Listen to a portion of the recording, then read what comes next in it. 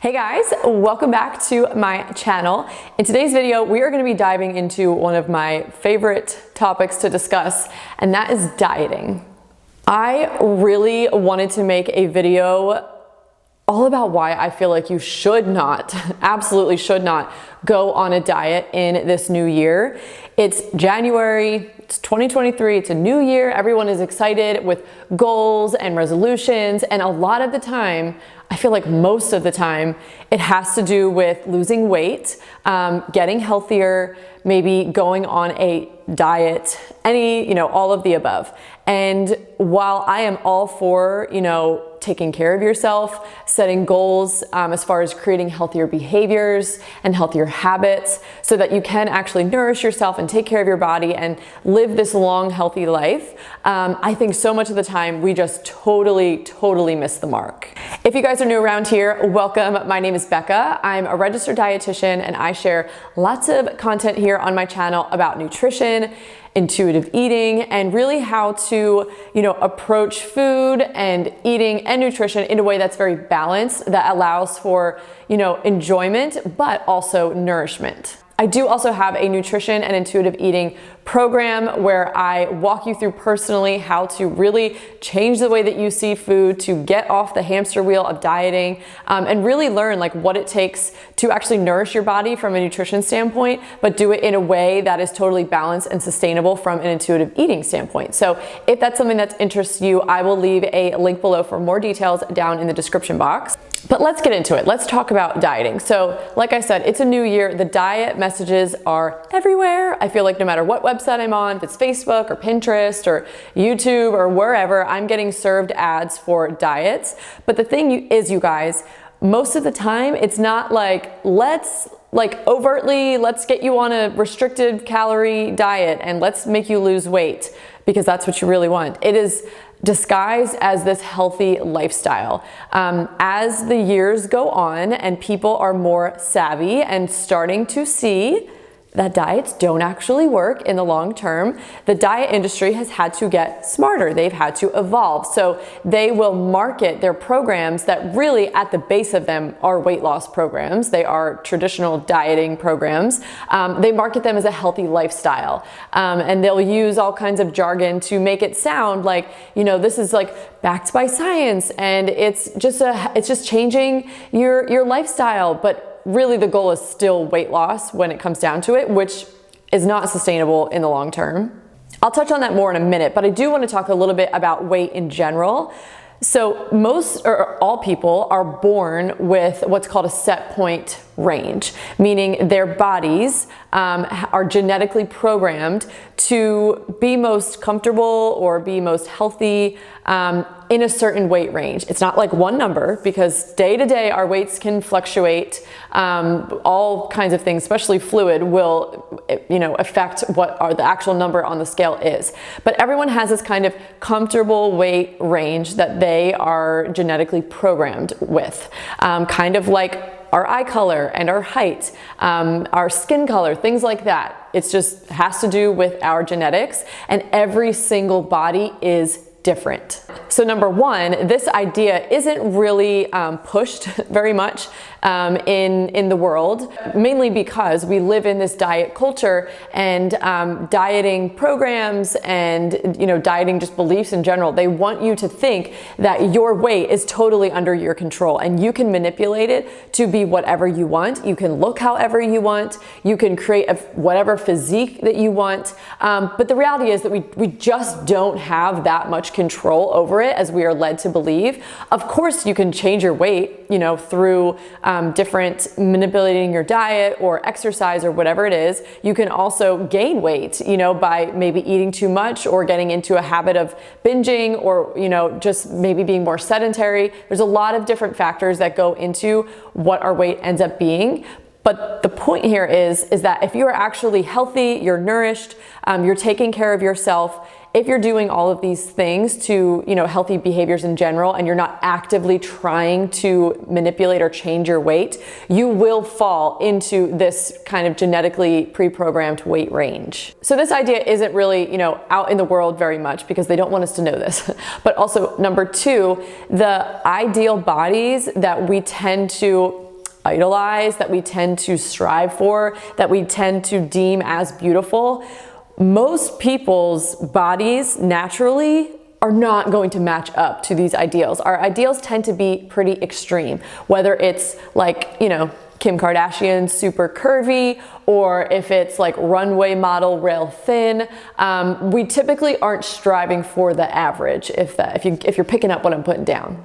So because of these more extreme ideals that we're going for, we will, as people, spend so much time, so much effort, so much energy, and so much money, which is exactly what the diet industry wants from you, to try and become that ideal. But as I've said, most people naturally are not going to fit that ideal. So they're gonna end up doing a lot of unnatural things to their body to try and fit that mold or reach that goal or look like that ideal person.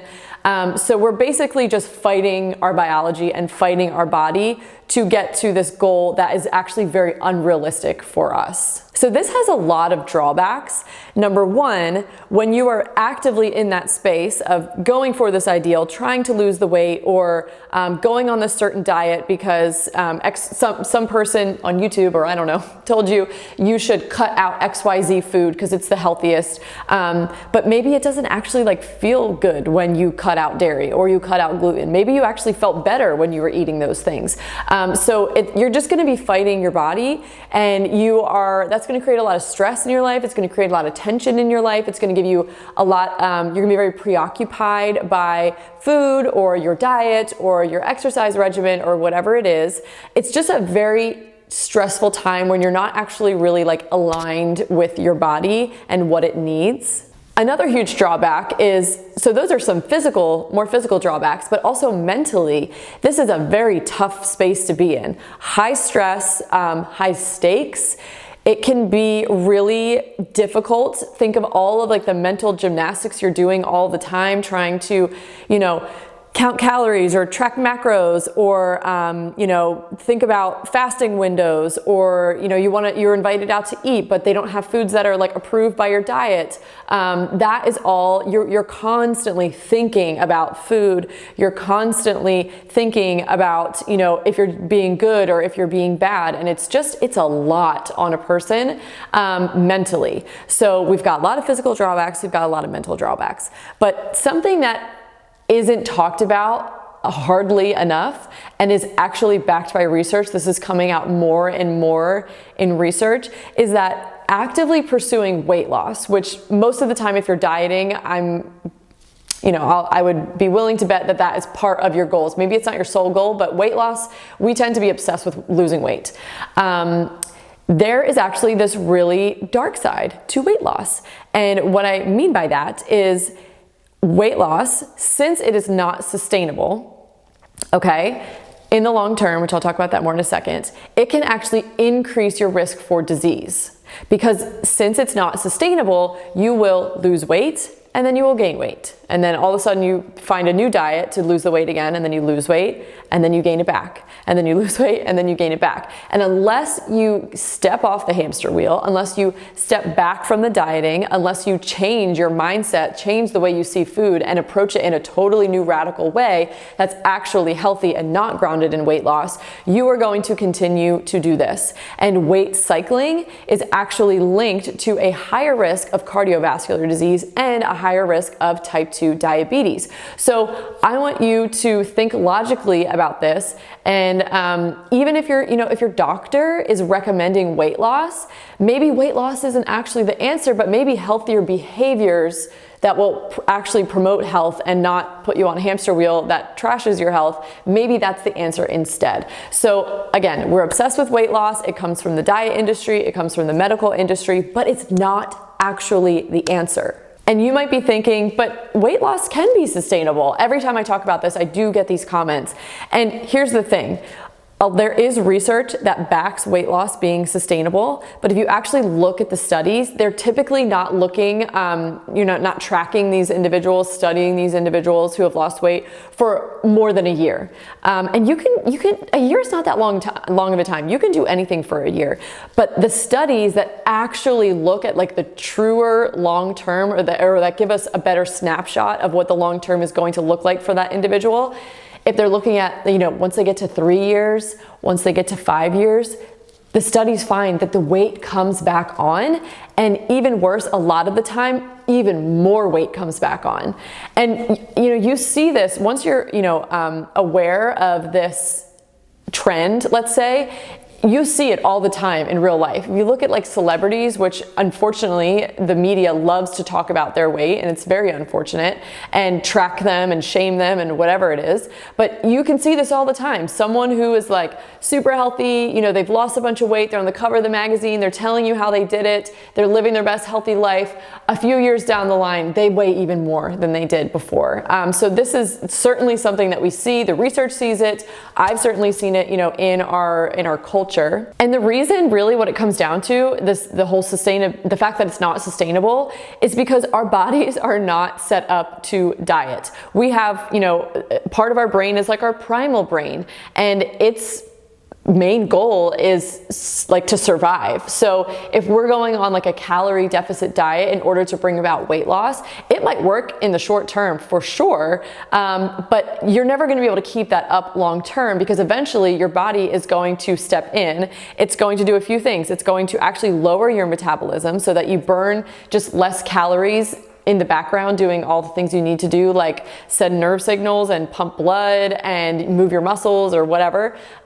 It's going to lower your metabolism, so you're just burning less in general, because it's in conservation mode when you stop giving it the amount of food that it actually needs and requires. Your body is also going to make you more preoccupied with food. It's going to increase your cravings. There are actually different like brain chemicals that get released when we are underfed that makes us more cognizant of food, especially carbohydrates, because that's like our quick energy source. It literally makes you hungrier. It makes you more aware of food. It makes your cravings stronger. So it's like quite literally working against you. So if you've ever been on a diet and failed and thought that it was your willpower, you're not strong enough, you can't do it, so then you just look to the next diet that's a little bit different and feels like maybe it's a better fit and you'll have more willpower doing XYZ diet. It's not you, it's the diet. It's set up to fail, and this is why the diet industry has been so successful, because people get on and they get off, and they get on and they get off, and they get on and they get off, and they look for the next thing and the next thing and the next thing, and they are hooked. They're on the hamster wheel. They're in the pipeline. But I want you guys to get off the pipeline. I want you to step off the hamster wheel. I want you to actually do things that are going to promote health and not just get you on this yo-yo cycle of chasing something that's not even actually going to improve your health in the long term. So let's say you go on the diet, you do the thing, you lose the weight, you're feeling great, your pant size is down, all these things, you're very excited. And then, a year later or 2 years later or 3 years later, you end up exactly back at square one, okay, before you ever initiated that diet. I want you to really think about, what did you gain from that whole experience, okay? You lost some weight, but then you gained it back. Don't you feel that you are actually worse off than you were before, which actually the research tells us health-wise you very well might be, but also mentally you're now at this place of like, I failed, like I succeeded and I was doing it and I was so healthy, and then now here I am again and I'm a failure and my willpower is terrible, and I am just like, I failed. Like, that's not a good feeling. So instead, what if your weight didn't necessarily change very much, but you did change your behaviors when it comes to promoting health. So you actually started to eat more nutrient-dense foods. You started to exercise more, doing something that you actually at least somewhat enjoy, so it's not like something you're forcing yourself to do.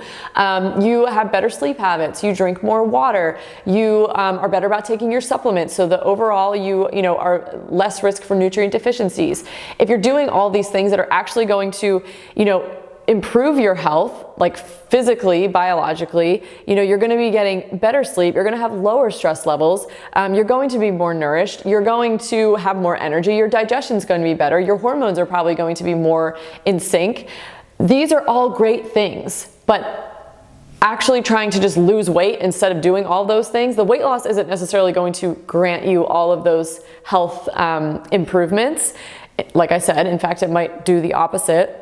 So instead of going on a diet this year, why don't you instead, let me raise this question for you, why don't you put all of that energy and time and effort and maybe even money that you would put into the diet or the diets that you would do throughout this year. Instead, why don't you focus on healthy behaviors in general, actually making true healthy habits that are going to have a lasting impact on your health, that are actually sustainable and something that will stick with you? Why don't you instead try and learn your body, what foods agree with you and maybe don't agree with you, how you feel, like what best fuels you, what are your hunger and fullness signals, how do you discern your cravings and see what your body's actually trying to tell you what it needs. Put all of that focus into learning what your body needs, because that is actually the most custom tailored health diet information that you could get. No one else out there, no diet, no meal plan, no regimen, recommendations, none of that is going to be able to give you as custom detailed information that your literal body is telling you. So that is a very worthwhile skill to learn. Why don't you instead really master finding that body-led balance of, really enjoying food, being able to eat all foods without guilt, without stress, but, also eating really well so that you feel nourished and that you feel good most of the time. That can be a tricky balance, and most people just look to a certain diet or a meal plan or really anything external to tell them what to eat, because they get this information, they said, so-and-so says that this is healthy, that this is going to change my life, that this is going to make me a healthier person, that this is going to make me happier, so I'm just going to follow this. And that is a very mindless, kind of take it the easy way out. But here's the thing, you will do that over and over and over, and you'll spend so much time and energy and effort and all of that trying to find the right thing, but there is no right thing, really. Every body is different. Everyone needs a little bit, everyone's needs are just a little bit different. So instead, if you can learn how to, again, listen to your body, but then also, instead of having to rely on a diet to, cut out this or limit that or whatever it is, instead just listen to your body, you can go out to dinner and have dessert here and there. You feel fine, it's fine. But if you find yourself eating dessert all the time, maybe you feel sluggish and you feel bloated or whatever it is. That tuning into that and learning how to listen to your body to create that kind of effortless balance for you, so much more worthwhile, and that will actually serve you lifelong. And lastly, what if you took all that energy and that effort and that time to creating all those healthy behaviors and being a healthier person in general, but then when you actually, feel healthier, when we're actually kind of starting to arrive at that healthier body with all these changes that we're making with our mindset and our habits and all of that, why don't we put all of that energy, whatever's left over, into truly loving and accepting our body for what it is when it's at its healthiest point? And spoiler, it's probably not going to look like the ideal bodies that you see on, Instagram or the magazines or TV or wherever it is, the diet commercials. It's probably not going to look like that. And that is okay. It is more important, and the diet industry doesn't really want you to know this, but it's more important for you to actually be healthy, right? Because health is wealth. If you want to live a long, fabulous life, you have got to be healthy. So having your health is so much more important than having this perfect ideal body that you're striving for, because those are all empty promises. It's not actually going to make you happier. It's, as you have heard from me, It's certainly not going to make you any healthier mentally or physically. So why waste your time? Why continue to spin your wheels doing that when you could just actually be healthy and have all of these benefits come from that health? And maybe the one drawback is like you still have your mom tummy. Like, okay, like I could spend this whole year trying to erase what my 3 children in 3.5 years have done to my belly. It's squishy. There's a roll that hangs over my jeans. When I sit down, it's like, you know, it's just like we've got a lot going on down here now. The little pooch under the jeans, all of it. I could spend so much time and effort trying to get rid of that, but how much am I losing out on? How much like dinners out with friends, or my husband, or enjoying the dessert when I really want it, or, you know, having a glass of wine, or all of the like joys that come out of food, I would have to cut so much of that out, which cuts out so much joy from my life just to reach this one physical goal. Is that even worth it? All I want for you, dear viewer who's watching this video, is to get to a place where you don't have to worry about what you look like nearly as much, where you're not preoccupied with how your body looks, and you're not taking before and after photos, and you're not focused on what your jean size is. I really hope that you can get to a place where health, true health, not just like I lost weight so now I'm healthier. No, true health, like hormonal, digestive, energy levels, how your skin looks, how your hair looks, like true health. True health. I want you to get to a place where that is so much more important to you than what a number on a scale says. Because this over here, this, when you can do it in a sustainable way, this is going to serve you for your whole life long. But weight, even if you're really good at losing weight, things are going to change. Ladies, you're going to go through menopause someday. Your metabolism is eventually going to slow down. You're not going to be able to maintain what your ideal is anyway. It's kind of like, even if we're forgetting the research that says that like you literally can't maintain it for like the next few years, even if we're forgetting that, you're probably not going to maintain it anyway. So let's instead focus on embracing the body that we have and loving it for all that it allows us to do, and nourishing it and feeding it and fueling it and loving on it, so that you can truly lead this happy, healthier, more whole life. Thank you guys so much for watching this video. I really do hope that you got something out of it. I hope that your 2023 is blessed. I hope that there is plenty of joy and wonderful experiences and lots of food freedom in store for you this year. And again, as I mentioned earlier in the video, if you are looking for more guidance in this area, if you are trying to find that happy medium between eating for health and eating for pleasure, and really, you know, having that satisfaction without having to sacrifice either your health or your joy, you know, and surrounding food, I can absolutely help you with that. If you feel like you need a little bit more, I've got this whole course created for you. There is a group coaching component for it, or with it, where I will actually work with you live over Zoom. We'll talk through your struggles and your obstacles and answer your questions and everything, because this truly is one of my biggest passions in life, and I love to help women in this way. So I will leave that information down below if you want to join the program, if you want to enroll and come on inside. I would absolutely love to see you there. Otherwise, I would love for you to subscribe here to my channel so I can see you here as well. Follow me over on Instagram. I'm just at Becca Bristow, and I will see you guys in the next video. Cheers to 2023. I hope it's amazing, and I'll see you guys soon. Bye.